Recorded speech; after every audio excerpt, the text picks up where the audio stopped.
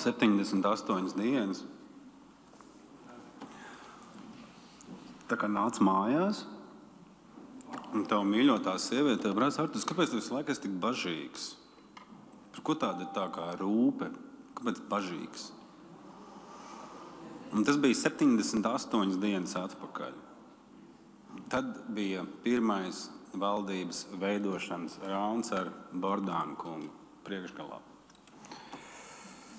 Šīs te runas, kas te šodien te ir skanējuši jau vairāk kā 2 stundas, manuprāt, ir iestudētas, uzrakstītas un ir vienādas.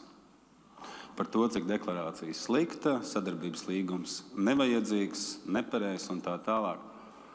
Absolūti nepieņemam man ir tas, kādā veidā kaut kādus komplementārus jūs te Valaņkungs, jūs tagad zināt, no kuras partijas jūs esat, no ZZS, jūs vienkārši bieži viņu mainat. Tur bija Zatlē reforma partija, tad bija Vienotība, tagad ZZS. Ja. Paldies par padomiem mūsu ministriem. Bet es domāju, ka ar prezidiju, kad mēs novembrī dalījām šīs te Saeimas deputātu sēdvietas, Dzintarkungs bija, Murnītis kundze, jūs arī bijāt. Manuprāt, mēs ļoti pareizi esam iedalījuši.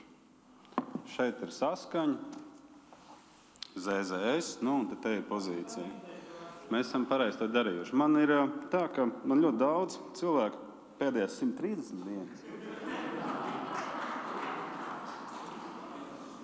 Pēdējās 130 dienas ir pārmetuši to, kur es esmu pazudis.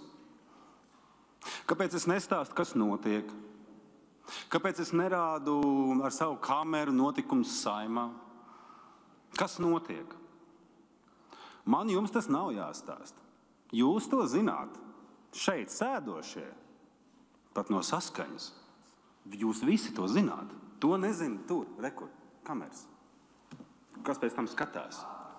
To viņi nezina.